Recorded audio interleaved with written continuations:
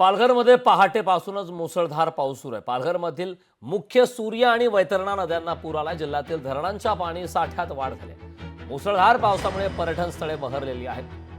पालघरमधील जव्हार हे मिनी महाबळेश्वर म्हणून ओळखलं जातं। जव्हारमधील दाभोसा धबधब्याला पर्यटक मोठ्या संख्येने भेट देतात। जव्हारच्या निसर्गाचा आनंद घेण्यासाठी आलेल्या पर्यटकांची देखील मोठ्या प्रमाणात त्या ठिकाणी पर्यटकांची हजेरी पाहायला मिळते।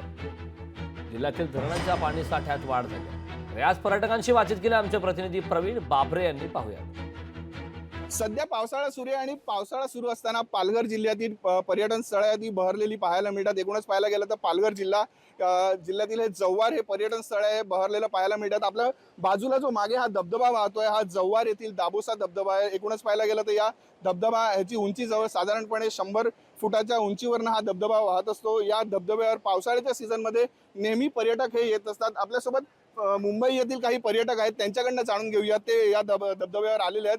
दादा मला सांगा, आपण या ठिकाणी आलेले आहात, मुंबईवरून आलेले आहात, काय म्हणाल या धबधब्याबद्दल?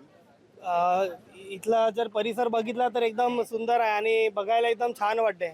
इथून सेलवास वगैरे गुजरातवरून सुद्धा खूप सगळे व्यक्ती येतात फिरायला आणि याचा आनंद घेतात। आणि पावसामध्ये बघितलं तर निसर्गरम्य एकदम वातावरण एकदम छान आहे। खूप सुंदर परिसर आहे आणि पावसाळा सुरू होऊन मला वाटते 15-20 दिवसच झालेले आहेत भरपूर पाऊस पडून, पण तरी सुद्धा धबधब्याला एवढं चांगलं पाणी आहे आणि धुकं पण खूप छान आहे। ग्रीनरी एवढी सुंदर आहे की शिणवठा कुठल्या कुठे निघून जाईल।